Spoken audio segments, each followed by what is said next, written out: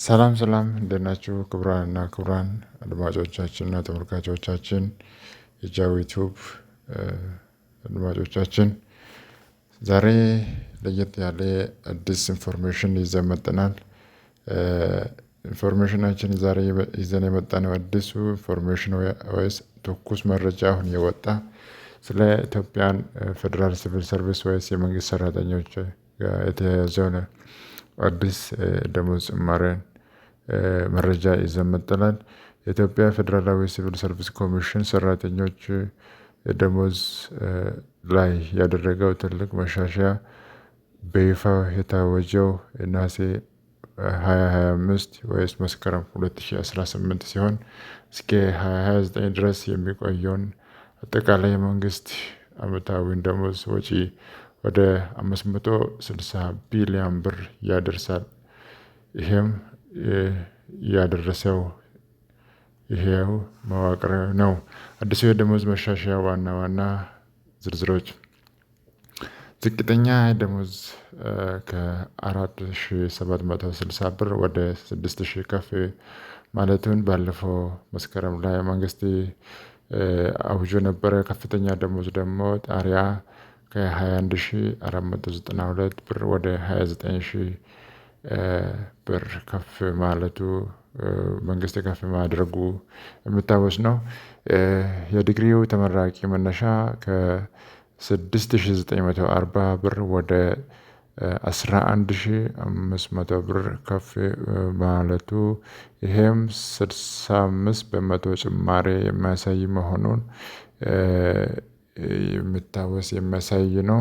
የግብር መሻሻያ ከዚህ ጭማሪ ጋር ተያይዞ የግብር ነፃ የነበረው ወርሃዊ ግብር ከ600 ብር ወደ 2000 ከፍ ማለቱ ማለት ወደ 2000 በታች የሚበሉ የመንግስት ሰራተኞች ከታክስ ነፃ የሚሆኑ ይሆናል ማለት ነው። ይሄም በቂ አይደለም። ባለፈውም ፓርላማ ላይ ሲጠየቅ እንደነበረው መንግስት የህዝብ ተወካዮች ምክር ቤት ለገንዘብ ሚኒስቴር አህመድ ሺዴ ደጋጋሚ እየጠየቁ ነበሩ።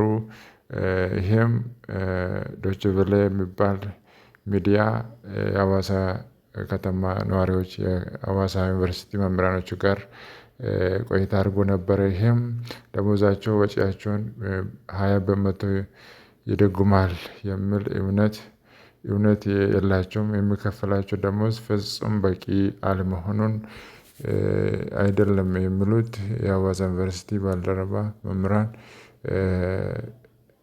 ከህዳነት ወለላ በታች ለመኖሩ መንገዳቸውን ላይ ትኩረት እያደረገ እንዲሰሩ ጭማሪ መደረግ እንደሚያስፈልግ ተደጋጋሚ እየጠየቁ ነበረ።